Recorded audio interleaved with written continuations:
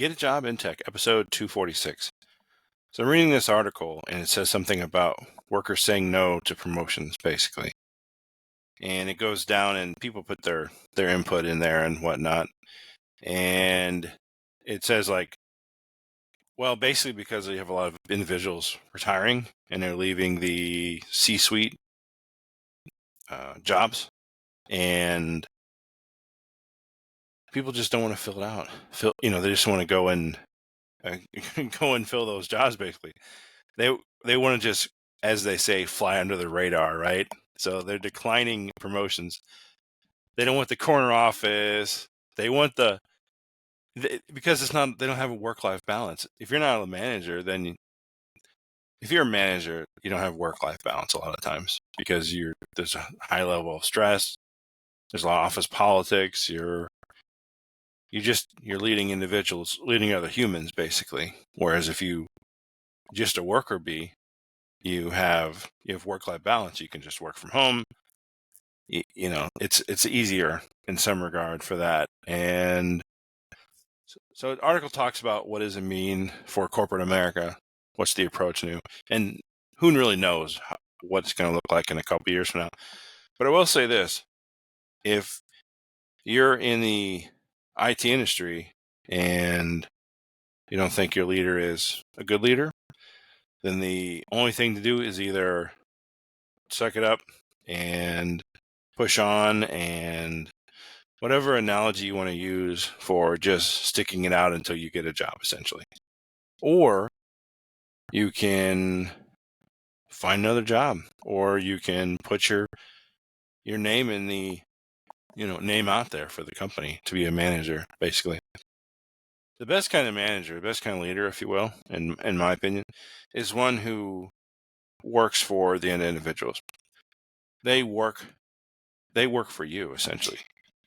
So you're there doing your job, whatever, but the manager is there to shield you, basically, from all some of the office politics, some of the other things that go on in a company, and the deadlines changing, the projects changing. I need you to get this done yesterday. Good leader is going to take all that and say, okay, let me just absorb that. Let me absorb that, and then I'm going to consolidate it and then give it to you. All these headaches, et cetera, coming at the manager. They absorb it, right? They absorb it like they're absorbing it, and they just consolidate and say, "This is what I need you to do." And it's good because the deadlines don't change. People won't change their mind, and the leader's going to prepare you for all this stuff. Essentially, if there is a time when you need to change whatever it is, the leader knows.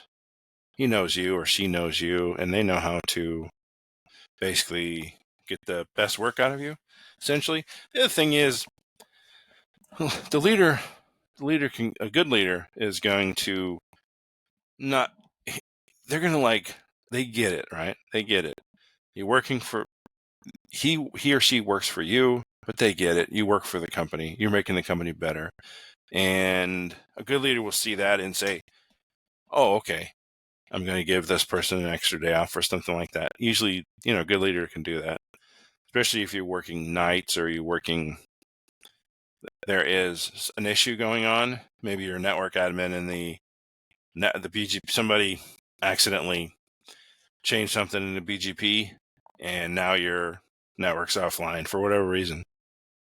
Now, if you're working a couple hours extra on like a Saturday night or something like that, because somebody made a change and they didn't verify it, or they didn't know what they're doing, essentially, and so you're the one of the coworkers who knows what they're doing, but the coworker who made the change and they didn't know what they're doing, you have to come in and clean it up.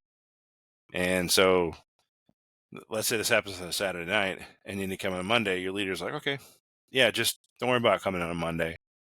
Okay. Or come in a half day, right? Or come in at noon or something like that. Usually good leaders will do that like that, especially if you're like a 9 to 5, or you're on a salary basis, and leadership knows, well, okay, I probably owe this person some time off. Go ahead and come in on Monday at noon. They'll usually do that. A lot of good leaders will do that. Yeah, it's either become a manager, become a leader, basically, or it's work for a leader, and you don't really know what you're going to get, And also, some people don't know how to be leaders. Some people they don't understand what it means to be a leader. They think it means bossing people around, barking orders or whatever, and it really doesn't mean that, because the manager, or the leader, if you will, manager, let's say manager, their job depends on you doing well. They're a reflection of you. They're a reflection of how they lead you.